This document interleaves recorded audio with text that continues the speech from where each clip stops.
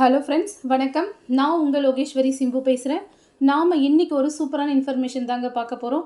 அதாவது உங்களோட மின் இணைப்பு எண் இருக்குல்ல, இபி கனெக்ஷன் நம்பர் இருக்குல்ல, அது கூட உங்களோட மொபைல் நம்பர் எப்படி லிங்க் பண்ணுறதுன்றதை பற்றி தான் பார்க்க போகிறோம்.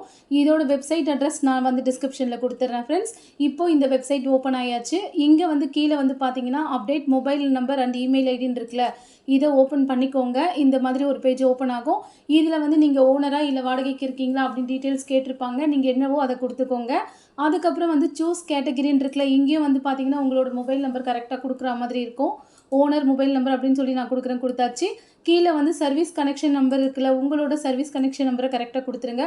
கொடுத்துட்டு சப்மிட் கொடுங்க ஃப்ரெண்ட்ஸ். சப்மிட் கொடுத்ததுக்கப்புறம் பார்த்தீங்கன்னா இதுக்கப்புறம் உங்களோட நீங்கள் எந்த நம்பர் லிங்க் பண்ணணுமோ அந்த நம்பர் கேட்பாங்க. என்டர் மொபைல் நம்பர் இருக்குல்ல, இங்கே நீங்கள் எந்த நம்பர் இணைக்க விரும்புகிறீங்களோ இதை நீங்கள் கொடுத்துருங்க. கொடுத்துட்டு சப்மிட் கொடுத்துருங்க. நீங்கள் எந்த நம்பர் இணைச்சிருக்கீங்களோ அதுக்கு இப்போ ஓடிபி வரும். அந்த ஓடிபியும் நீங்கள் இங்கே கரெக்டாக கொடுக்குற மாதிரி இருக்கும். கொடுத்ததுக்கப்புறம் பார்த்தீங்கன்னா உங்களோட ஏதாவது ஒரு ஐடி ப்ரூஃப் வைக்க சொல்லியிருக்காங்க. இதில் பேன் கார்டு இல்லை ஆதார் கார்டு, டிரைவிங் லைசன்ஸ் இந்த மாதிரி ஏதாவது ஒரு ப்ரூஃப் 300 கேபிக்கு ஸ்கேன் பண்ணி வைக்கிற மாதிரி இருக்கும். இது பிடிஎஃபாகவும் இருக்கலாம், எப்படி வேணாலும் இருக்கலாம் ஃப்ரெண்ட்ஸ்.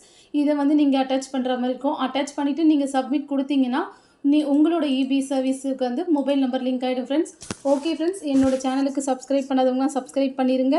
தேங்க்யூ.